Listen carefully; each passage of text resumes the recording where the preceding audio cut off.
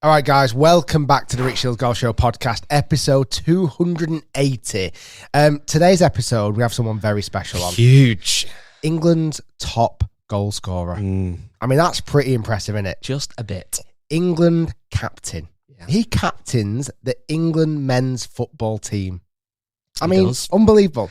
Out of every person that's ever been born in England, he has scored more goals for his country. Can I give a huge spoiler as well, Rick? Not only is this guest, England captain, an absolute legend of the game of football, this guest is also a very impressive golfer. Very impressive.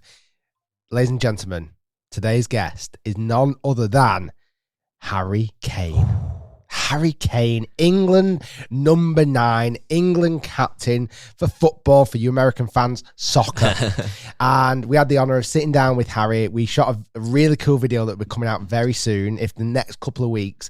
But we got a chance to sit down, have a really interesting podcast. Well, what's unique for us, if anyone's new to the podcast, hello, welcome, is a golf podcast, loosely a golf podcast, let's be honest. And we've had some of the best golfers on the planet on this podcast. Bryson DeChambeau, Ricky Fowler, Justin Rose, Tommy Fleetwood, legends like Sir Nick Faldo, Bernard Langer, you name it, we've had them on.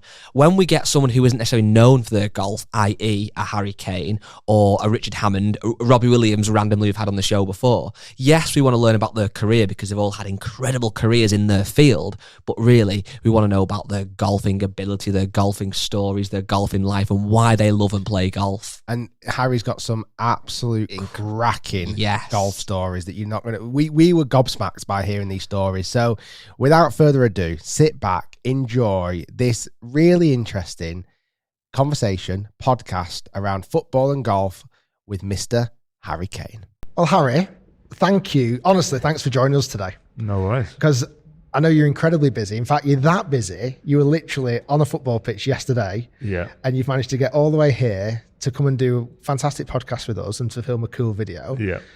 How do you manage it? How do you manage your time? Yeah. I mean, I love golf, so I try and make as much time for golf. But yeah, it was obviously we played Finland last night.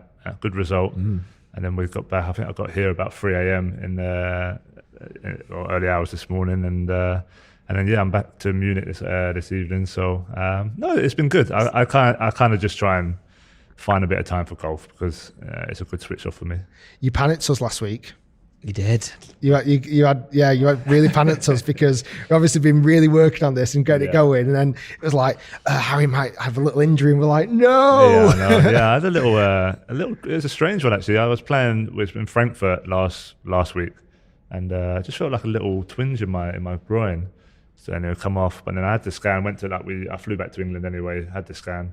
And yeah, it was just like a little nerve thing. So I missed the first game, unfortunately, but then I managed to play the second one. And the guys were saying, "Oh, you need to let us know as soon as possible." Obviously, we've got a load of stuff planned. And yeah, I was like, I'm going to do it unless something happens in the game against Finland. And I was 100% doing it. Well, that's the thing. Today's video, I think Rick said to you before off camera, is going to be an exciting one because you're going to work as a team. So we've seen obviously bits about your golf before. You are, I believe, a good golfer.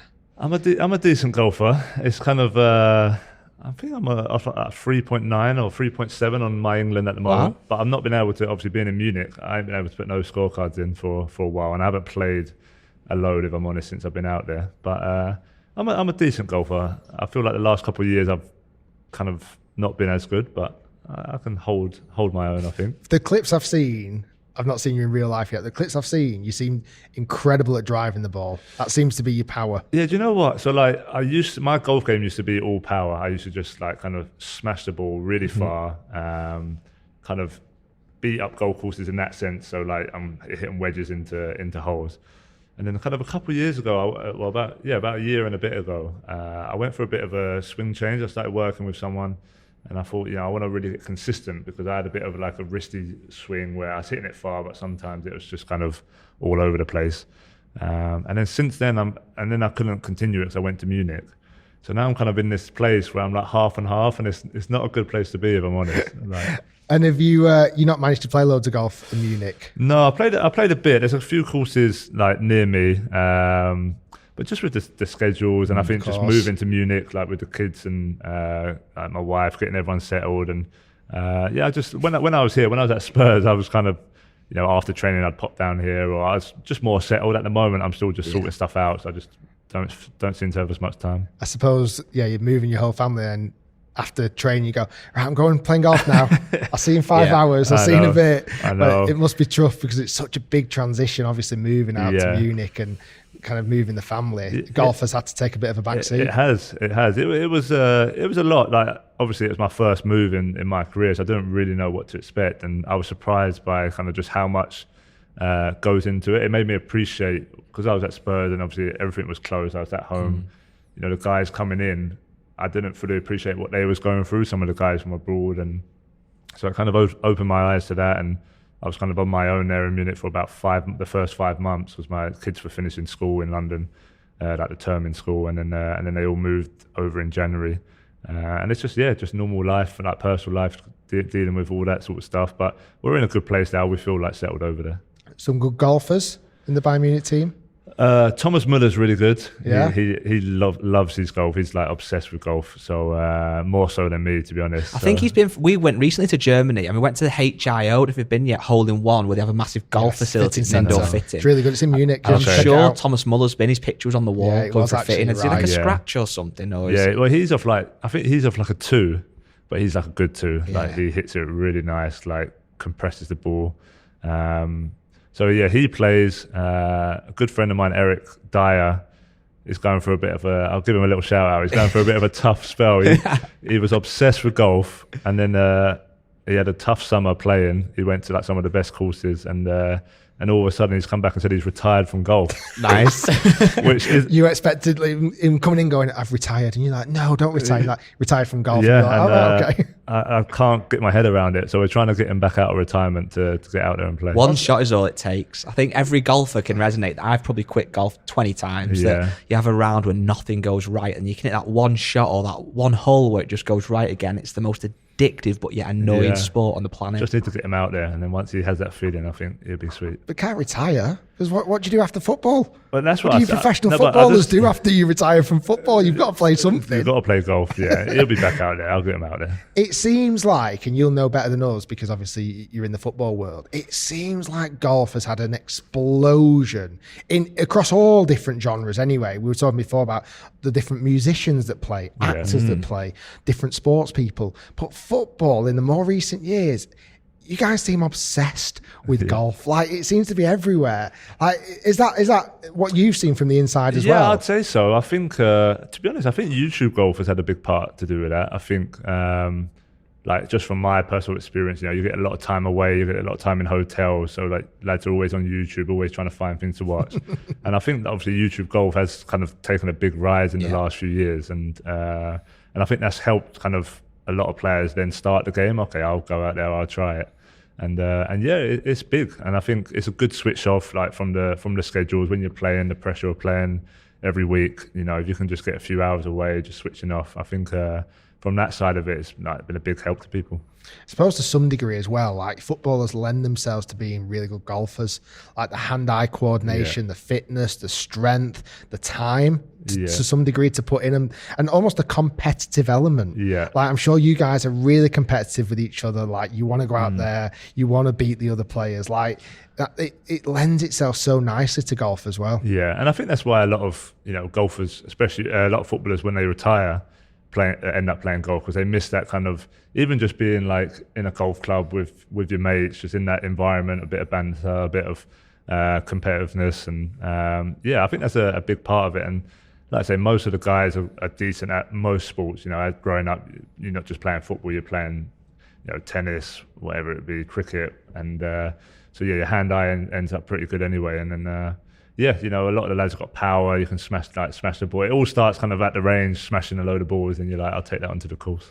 Saw an interesting video in the summer when the England squad, and you had, was it Poulter and Sam Horsfield came and visited you though? There was some mixed abilities. Was it Saka? I think it was horrendous from what I remember. But didn't he get good in the end? Yeah, so he was like, because a lot of the lads don't play, literally haven't picked up a club before. So obviously it's a really good thing. Poulter and Sam come in and just to break up the camp, because obviously we've been away a long time. It's just to kind of switch off. And you were staying at a golf course, weren't you? Yeah, we were staying at. They had like 2 courses there. Beautiful place in Germany, and like lads were trying to get out as much as possible. So they organised this golf day where, you know, we just said like all the lads just come out, just have a bit of banter, just get on the range. So like people like B were like hasn't, you know, played before, couldn't hit the ball to begin with, and then Pulse gives him a couple of tips, and then he just starts smashing the ball. And there's like a good video of, we've done like a little competition of nearest to pin. We've done like north v south. And all of a sudden he hits this ball, and I think he gets one of the closest out of everyone. So it was brilliant to watch. It was one of my most enjoyable videos this year, because like you watch it and it just shows the relatability of golf. Yeah, like you see all these you superstars who are fantastic at your own sport, stick a golf club in your hand and suddenly look inferior, look like they can't achieve that kind of shot really. And you could see the frustration because again that competitive element kicks in. Yeah, when they couldn't get it right, it was just like there's that.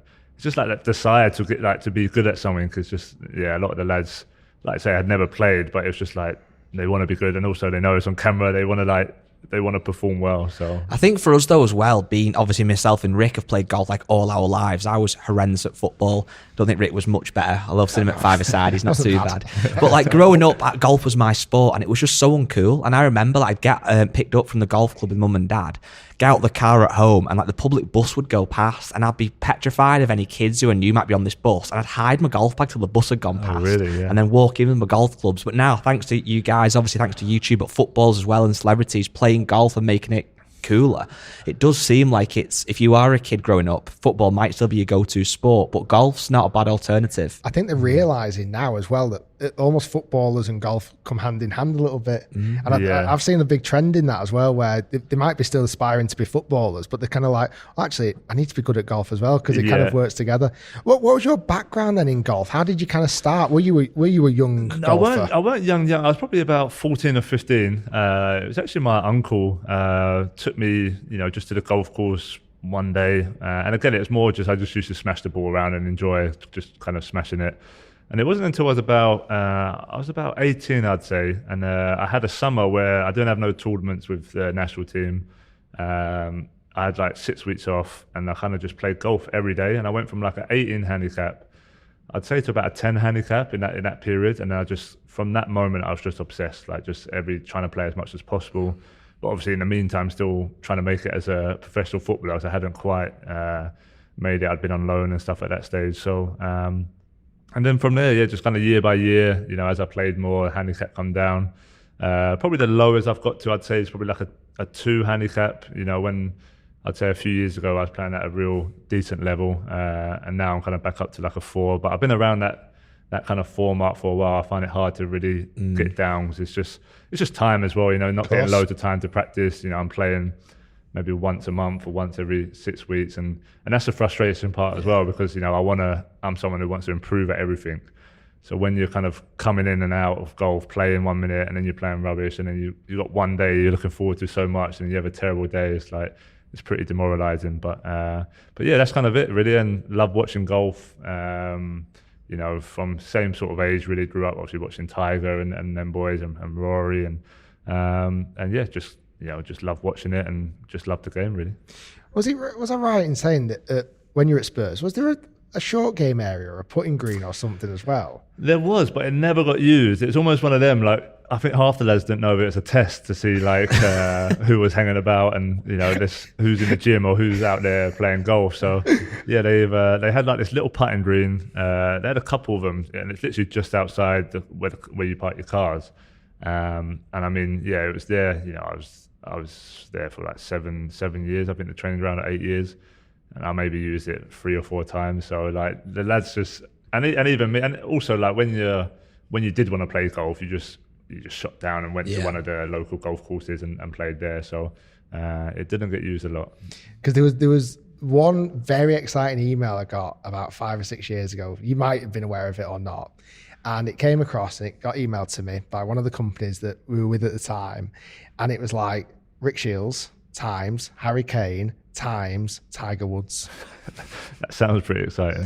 And I remember opening the email and it was legit. And I was like, Oh my! And basically, it was going to be this idea that I was going to come down to the training ground with you. We were going to go on the short game area, do some videos, and then Tiger was going to call in and set us a challenge. And it never materialized. Was it COVID happened then? I think maybe something kicked in that made it never materialize. And still to this day, I've got that email like saved. I'm like, that was an opportunity that unfortunately slipped past my. Just hoping it comes back around. Potentially one day, yeah. It was because it's just epic. I mean, obviously, again, Tiger, has helped so many people get into golf, and seeing what he's done as a professional sports person. Do you ever kind of look at that and go, wow, like what he's achieved in golf is just like astronomical? Yeah, absolutely. He's the best ever in golf, and I think just that inspiration of trying to become the best. I'm in that process now. I want to improve. I want to get better, and I think just seeing someone dominate their sport as much as he did. Obviously, golf's a little bit different in terms of it's individualized and it's just his mindset, but you can still take a lot of things like that. And I think, he was someone, just as a sports person, I looked up to growing up. And it's actually a great story. I've actually played with Tiger. No way. Here we go. Here we go. This is what we need to talk about Tiger without playing with Tiger. So wow, it's a great story. It was I was out in the Bahamas. I go to the Bahamas on when I get my time off. I've gone out. Like I didn't know he's there, and where we go is kind of you're on buggies everywhere. You just travel like to the gym on buggy, golf course buggy, go to the pool on a buggy. So I'm traveling on a buggy, and the golf pro I knew there is just like we was driving past each other, and he was like, "Oh, H, how you doing?" Just catching up. Like I hadn't seen him for a while, and he was like, "Oh, by the way, I'm playing with Tiger in the afternoon. He's going to play." And it's like one of them. I was like, "Yeah, just give me a shout," like because it was like the way he said it was just like a throwaway, like like of course I'll play, but I didn't want to seem like over keen. So I was like, "Yeah, just give me a text if you're playing." So anyway, done gym, got on with my day. For the next 3 hours, you're on the driving range practicing. I was with my wife, and we had lunch with some friends, and we went to their house, had some lunch, and I had no signal in the house. I'm sitting there at lunch thinking, I hope he's not like messaging me here. So anyway, a couple of hours lunch, get out, and as I'm walking to our like house, get like 3-4 text messages come through at once, bam, bam, bam, bam, and it's the golf pro saying, "Oh, Tiger said come play the back nine with us," and this was like an hour ago. So I'm like, what's going on? So I text saying, "Are you still playing?" He said, "Yeah, Tiger said come meet us on 14. They've just finished in the 14th." So you played hard to get. Yeah. No, it's like I didn't even think it was going to happen. So I kind of just like weren't even really thinking. So I've just gone up to the house, got changed, buggy up to the golf course. Oh, I'm all my like days. excited, nervous, like don't know what to expect. Get up to the course. Guy takes me on to the 14th, and he's like finishing the 14th hole. So I kind of just meet him there, and he goes, "Hi, I'm Tiger, Harry," and then he kind of just walks off, and he finishes out the hole. So now we walk onto the 15th, and it's a par 5. So we've only really said hello at this point. He hits his tee shot. The pro is playing with his tee shot, and this tee box, I swear, was like just like from me to you away. It wasn't big at all, and I'm teeing the ball up here. I'm flustered, I'm nervous, like I'm excited. You've not really warmed up? No, I've just driven straight out to the course. So I'm just thinking, just hit this ball in the air. Like, again, my golf was quite erratic at that stage where I could top the ball, fin the ball, but like I could hit it far as well. So I'm like, just hit this ball in the air, please. Anyway, teed it up high, hit this good drive into the fairway, that bit of a slicey kind of high one. But that was it. Just like I was off the first tee. At least like Tiger knows I can hit the ball. I'm not like a chopper. So anyway, so he was walking at this stage because, like I say, he was coming back from his injury. So I was on a buggy. He was walking with his caddy. So again, I hadn't really got a chance to talk to him. I'm kind of just playing golf with him alongside him. Yeah, without having even spoke to him. So get out to my ball, hit like it's par 5, so hit like a high one out. Just like greenside, it was like it's a perfect, to be honest, looking back, it was a perfect hole, but it was just like a short par 5, like there weren't loads of danger. So I hit one up near the green. And then kind of as I hit the second shot, we started, like I just, because I was in the buggy with the pro, he kind of drove and I just kind of walked with him and we was just talking, like he's just asking what I'm doing here and like just a little bit about football, just a little bit of chit chat. Anyway, get up to it and greenside, I kind of got this, it's a simple chip, but like out there in Bahamas, it's like Bermuda, it's like Bermuda grass, like anything can happen. So I've chipped this ball, and you know when you catch it a little bit thin, so you looked up quick, and it's kind of just like took a couple things towards the hole, and it's just stopped about 3 foot from the hole. So I'm thinking, he thinks I'm a proper golfer now, kind of thing. Anyway, mate birdie on the hole, and I should have just shook his hand there and just said, Oh my days. It was nice playing with you. Yeah, I think I'm kind of busy. I think he made par or something as well. So I should have just shook his hand and said, "Great to meet you." That's insane. And walked off. And but anyway, yeah. So brilliant. And then we played 16, 17, 18. I think bogey, par, bogey after that. And then so we end up in the clubhouse. We're just kind of chatting like over like a bit of lunch. But anyway, we ended up meeting that night, and then we just got on really well. We was chatting about. It's funny because the golf was great, but then just chatting with him in the evening and just getting to know him a bit personal, and like we're talking about family and things, and spent a few hours then. And then as we was leaving, he kind of said, "I'm playing 18 tomorrow if you want to play." So then I ended up playing 18 with him the next morning. Oh my days. And I was only in Bahamas for I think like 4 days. And my wife, I just said, sorry, sorry, Kate, like Tiger kind of trumped anything here. So we ended up playing 18 the next morning, and then so then that was 2017. So then that 18 holes, he shot 6 under. I played terrible. I can't even remember half the shots I hit, but he shot 6 under. So I kind of knew before anyone else did that he was playing really well. And he said, this last back surgery he had was really good when he fused the back. And then obviously 2018 is when he won the tour Tour Championship, Tour Championship. And then 19 won the Masters. So I had a little kind of like inkling that he was coming back before anyone else. That's incredible. Cool. So it's a pretty cool story, yeah. Was there any kind of knowledge you took from him, kind of getting more deeper from a professional standpoint? Was there anything that you picked up on that you were like, wow, I'm going to try and implement that? I'd say maybe the preparation, like obviously because he was preparing to then come back into competitive golf. Like even though we was out there for fun, like with like a few mates and stuff, you could see in his preparation it weren't for fun. It was like he's preparing to come back and be on tour. And like I talk a lot about preparation. I think preparation is such a big thing in all sports, but in football as well, like being comfortable going into games when you've prepared well. So out of everything, I'd say that really. Was that about coincided with when you actually became England captain as well? Was that about the same time frame? Yeah, it was. It was a really good, like 2017 I had a really good season. And then captain, I think my first game captain might have been 2017, and I got given the captaincy in 2018 before the 2018 World Cup. I think I got told the camp before, maybe in like March time. And kind of like becoming the captain, which was like one of the biggest, like most proudest moments of my career. And it was kind of it was a great little moment. Yeah. What characteristics does a captain need to have? Because obviously golf being such an individual sport, bar the Ryder Cup where you actually see someone who captains the team or is somebody who gives instructions. In football, it's every single game, every single match, every single training session. Like what's the characteristics? What do you need to have? Yeah, I think like there's so many different ways and there's so many different types of leadership that you can have. For me, I've always been I'm not a big screamer and shouter. Like, I mean, I've always been vocal when I think something's not right or I think something needs to be addressed. I've never been afraid, even from a young age, to like say what I think's right. So I think that's one part of leadership. But I'm not a big screamer and shouter and like a motivational talker in that sense. I'm more someone who leads by example. I like to make sure I'm doing everything that I think the team almost should be doing, and preparation, recovery, the way I train, and almost lead by example. I think like in terms of my leadership, I think it's changed over the years. I think I've learned from other people and not just other captains, other like players I played with. Like Jordan Henderson for me was a really great leader, and we was totally different, but we complemented each other really well. So when we was in the England squad together, we had a great balance of helping the team become as good as we could. And then like I've been with Rooney, who was a certain type of captain who maybe a bit similar to me in terms of leading by example, and like kind of when I went into the England team as one example, he phoned me after and he just told me what to expect as being an England player now. So all little things you pick up is, and again, it's a learning process. I feel like even these last couple of years I've learned a lot as a captain as and even like younger players are a bit different to when I was younger, and just the way they're playing and the way they think. So just learning all the time, really. We're going to switch the role a little bit here, okay? Yeah.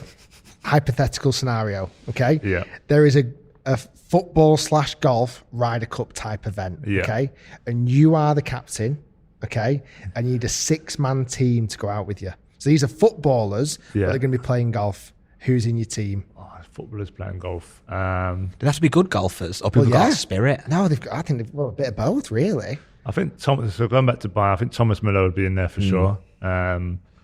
Great golfer, loves it. Great energy. Got amazing energy. So it would be great for the team environment. And obviously he's good. Yeah, good. So like really decent golfer as well. I'm gonna go. I'll go James Maddison. You've got to get Maddison. Maddison, again, and I feel like he likes that. He's got that Pulse aura about him, where like he likes that environment. He'd be cheering up the crowd, and so I'd go Madders. So 2 friends of mine, Eric Dyer and Matt Doherty, 2 footballers that I played with at Tottenham, obviously, and we had like a little golf group there where we was playing non-stop, and so 2 guys who they're both off about 6 to 8, I think. I'm not 100% as long as sure. Dyer doesn't retire. Well, you have to come out of retirement for this, so so I'd have them 2 on there. Do you know what? I'd probably have from the England squad. Harry Maguire is a good golfer. He's a solid. I think he's like 4 or 5 golfer. Nice. He's got this like bit of a unique swing, but he's just got this little fade that kind of just stays in play. So how many is that? That's like 5. What have I got? I'll tell you who I played with, who in theory actually wouldn't be. He's actually Polish technically, but Matty Cash. Yeah, I've heard he's a good golfer. I played with him recently at Madison's golf day. I think he's off scratch. Yeah. Unreal. Is he a good Seriously golfer? Unreal.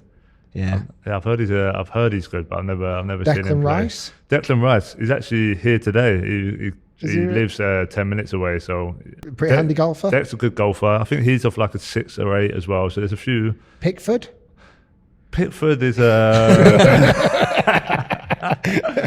Pickford is a 6 or 8, but he should be like a 14 to 16. To be fair, wow. Shots fired at Pickford. Picks, I love you, but no, Picks is a bit. He's got short games decent. Just long games, it struggles a bit. Do you guys as well, and you've obviously got a time in hotels, rooms, you might watch a bit of golf YouTube.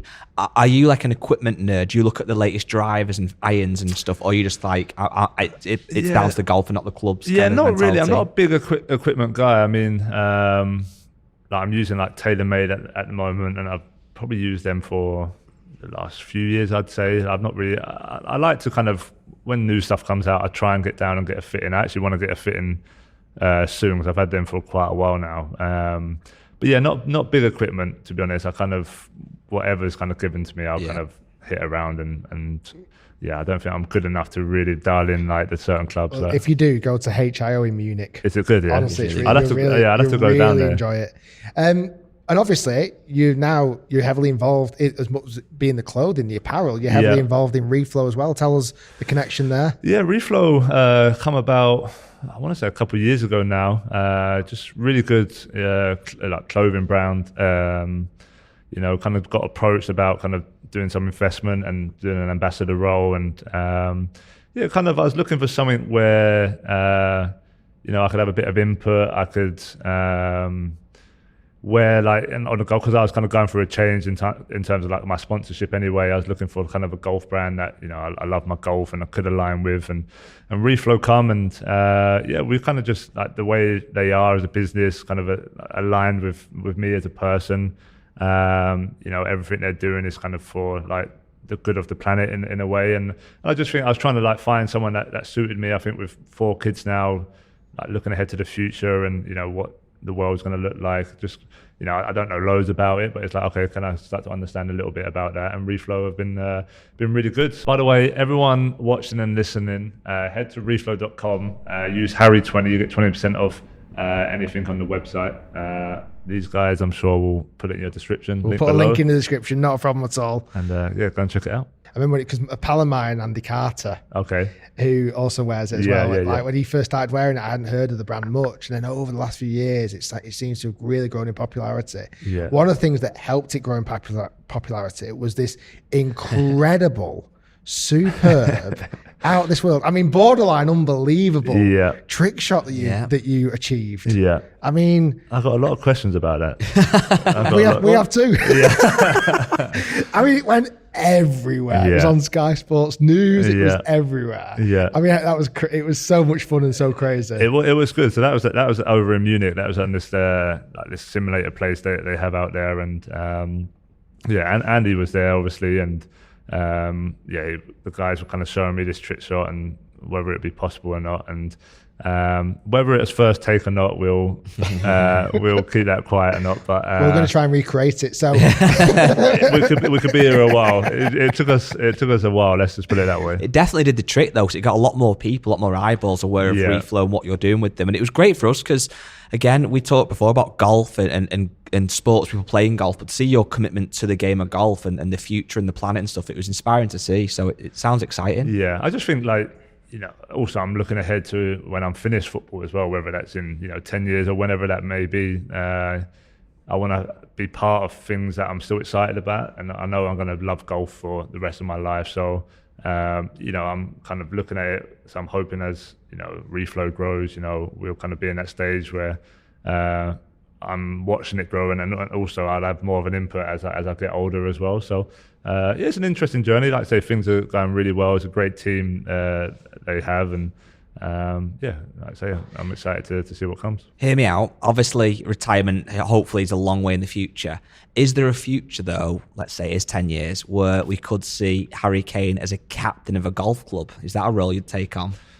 Oh, that's a good question. That actually, I never really thought of that. I think like if I was 45, whatever, retired, the thought of playing golf like every day and getting really good and getting out like scratch and being that ferret at the club who's annoyingly good, and then you got the captain role, you're in the clubhouse a lot. I can imagine it being what is the captain role for Good question. It's just effectively being a face of the golf club. Bit of investment, isn't there, on a few days? And yeah, I mean, typically for most golf courses, you get free membership. Right, okay. Might be something you're interested in. You typically get a nice red jacket at a lot of posh places. Right, okay. You got to go to a lot of presentations. I know perk. Go on, you carry. I've got a good perk. You've got to do typical captain pro challenges. So you and the pro will take on a couple of other members. Right, okay. You can normally, I believe, play any other course in the country for free, normally. So you could go to ring up a Royal Birkdale. Really? Yeah, just in case you need those perks, Harry. Just in case I'm a captain. Just in case you're I'm Harry Kane, but also the captain. But it's more like a face of the club, isn't it? Yeah, it's more. It's typically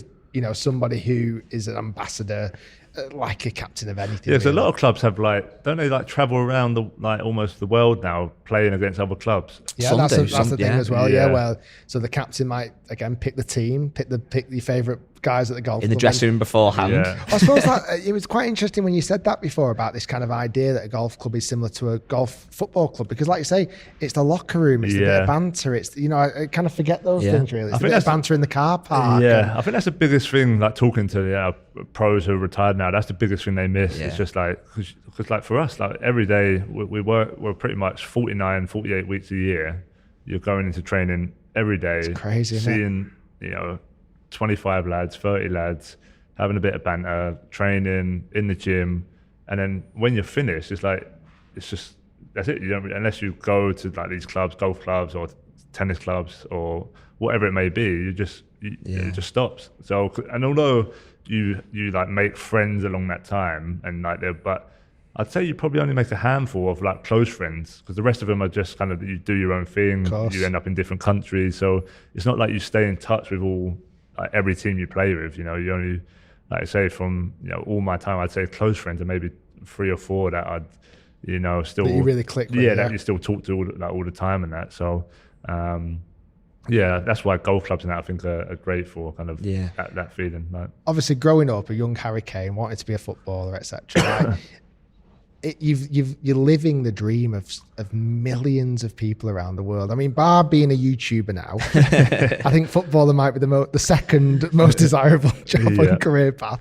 But it is wild, isn't it? Do you genuinely ever pinch yourself, or will it be a point where you are retired and you sat at a golf course, maybe being a captain, that you'll think, I lived majority of people's dream job? And I think that's because I think just in football now and just this in all sports and in all life, really, there's so much pressure. I think with social media, there's a lot of pressure, there's a lot of scrutiny, and I think sometimes it's easy to forget what you're doing as well because of what comes with it. It's not all highs. There's some lows that comes with it. So it's like balancing that. But like I say, when you actually like take yourself back, like I'm someone who tries to do that quite a lot and just remember, all the hard work, all the sacrifice it took to get to where I am now, what I'm doing and living the dream that I wanted to do my whole life.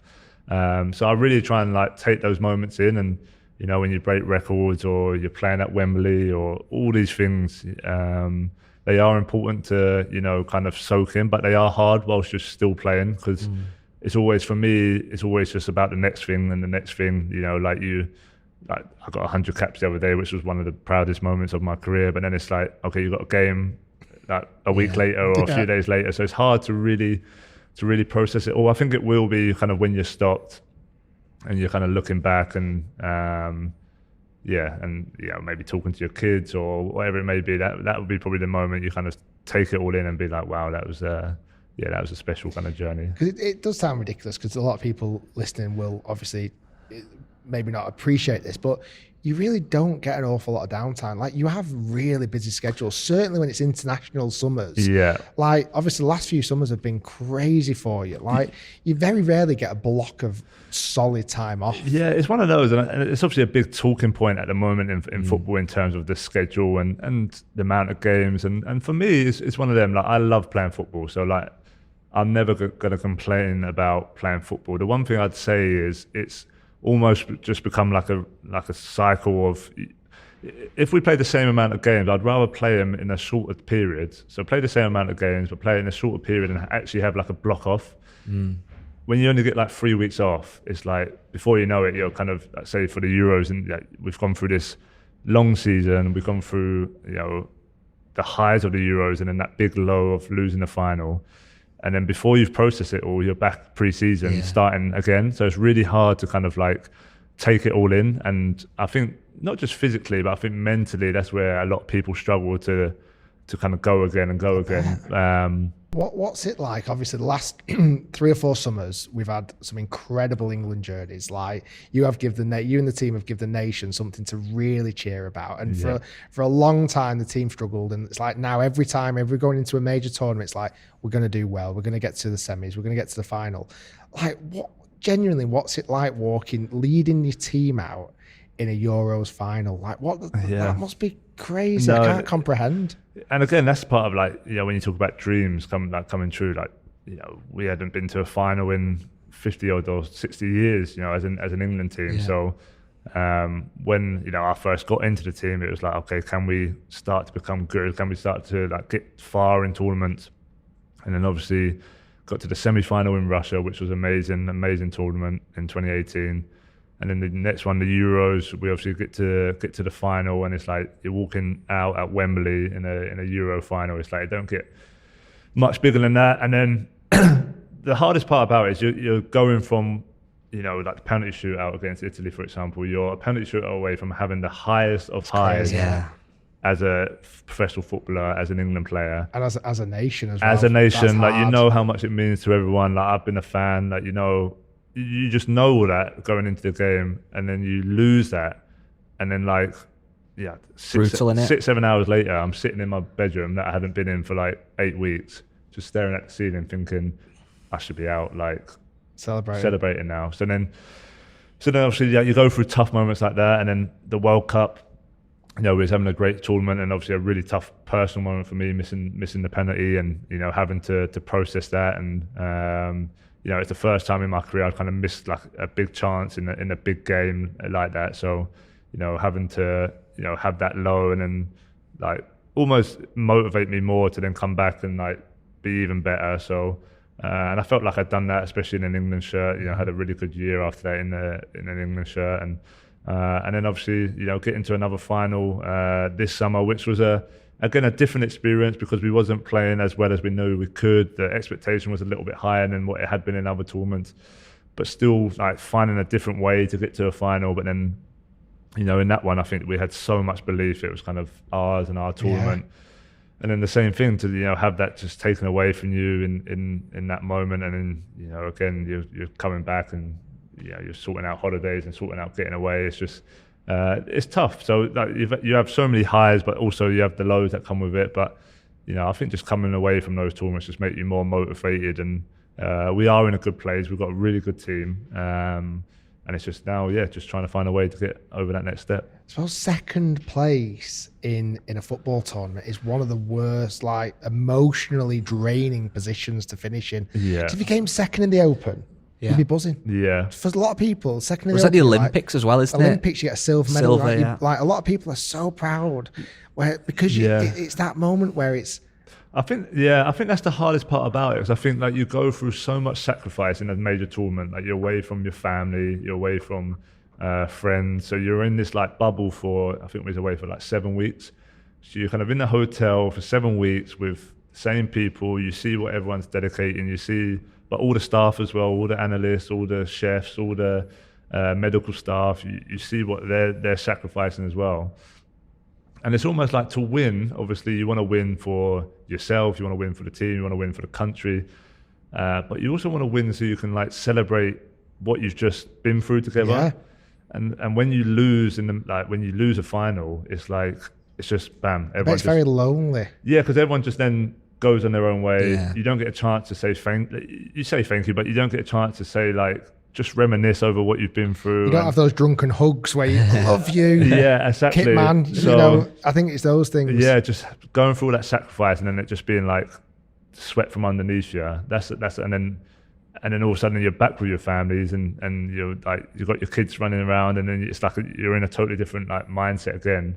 And everyone's kind of saying, "I'm really sorry what happened." It's almost like you've lost something. It's almost like it's like a grieving process. It's like an empty feeling. Like you go away, and it takes some people longer than others, but it takes time to really process it. And like I say, that's why when you only get a few weeks, it's like before you know it. And sometimes it's in a good way, because before you know it, you're back playing, and it's like, okay, you've moved on now. You have to get on with it. So it has its pros and cons. But I think just the fact that you can't just celebrate with each other because everyone's so down and so and like I say, you look at Olympics and it's still a great achievement to get to a final where you're back-to-back finals where we're doing things that England teams have never done in amazing history, but yet you can't really like process it. So it's a shame, but I think, like I said, I think it motivates especially the lads to be back there and try and get one step further. I think what you guys though have done, partly by doing so well, and I think with what Gareth did so well in bringing the team together, and also things like the England social media, but every time there's a tournament now or games, I personally I'm watching you guys arrive at St George's Park and getting out of a taxi, dapping a taxi driver, and I'm watching it glued to it. And I think I think you're the same, Rick. Last few years I've become a much bigger England fan because of all those factors as well. So even though we haven't won the tournament, so we haven't got the silverware, I feel so much more like patriotic when England play now because of that. So much prouder. Yeah. Like genuinely now, like we think we're going into every tournament with a real chance. I think Gareth needs to take a lot of credit for that. When he come in, because I played in 2016 when we lost to Iceland and that's a real low time, and there's a real disconnect from England and the fans at that point. And then when Gareth come in and got the job, he made it a real focal point to reconnect with the fans, and he started doing things like lads doing like more individual media, so like because obviously sometimes when you go with England, it's normally the captain that talks, and you only normally get like 2 or 3 players that you end up seeing. So Gareth made it like, no, everyone's got so many good personalities. We're all just normal lads who live in the dream, who want to make England proud. So it was like, okay, well, let's showcase that. Let's have a bit more of an insight to everyone in the squad, get to know everyone, even from a media point of view. And I think we built up a really good relationship with everyone, with the media, with the fans, and also by performing. Like the 2018 World Cup was like the first time like getting to a semi-final of a World Cup. It's like, okay, the fans are starting to believe again a little bit, and then just doing what we've done. We have to perform on the pitch to build that relationship with the fans. But Gareth was really big on that, and I think we're at a place now where we have a great relationship, and it's just a bit different in terms of expectation now. Now we're expected to win it. Yeah, it's a slightly different. So now we have to handle that, and that's all part of the process. Like we're all learning. I think the younger lads in the team, that this tournament especially was the first time we'd kind of gone in as favourites, and so it's a different pressure to handle. And we found a way to get to where we wanted to get to, but it was just a bit of a rockier road. Answer this honestly. What do you get more nervous about? A first tee shot or playing with Tiger or literally starting a football match? No, playing with because it's just you're outside your comfort zone, you know, like where we do so much training, we do so much playing. Like when you're going, like I actually love like that feeling of going into games. But yeah, if you put me up in a pro-am now or something like that on the first tee with a few thousand, then I'd be nervous. Yeah, I think it's obviously because it's just not what you're used to doing all the time.